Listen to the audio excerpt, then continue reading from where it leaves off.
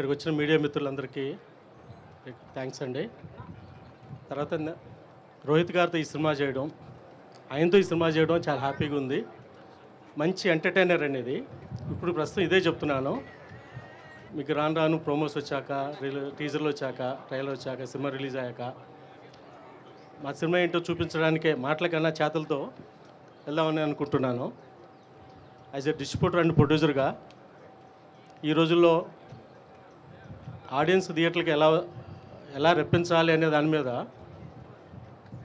అలాంటి సిచ్యువేషన్లో audience first day ఓపెనింగ్స్తోనే ఈ సినిమా పాజిటివ్ బస్తో తీసుకెళ్లాలని దృక్పథంతో చాలా పాజిటివ్ మైండ్తో అందరూ టీం అందరూ వెళ్తున్నామండి.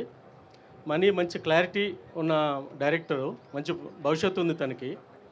నరేష్ గారు, ఇప్పుడు నరేష్ గారు అన్ని సినిమాల్లో, మా సినిమాలు ఉంటాం హ్యాపీగా, మా ప్లస్ పాయింట్ మాకు హ్యాపీ. ఇప్పుడు ఆయన ఇలా రీసెంట్ టైంలో ఆయన కామెడీ ఎలా పండుతుంది, ఆయన ఎలా ఎంటర్టైన్మెంట్ చేస్తున్నారు అందరూ చూస్తూనే ఉన్నారు. అలాగే బ్రహ్మాజీ గారు, సుదర్శన్ గారు, మంచి స్టార్ కాస్టింగ్ ఉందండి ఈ సినిమాలో.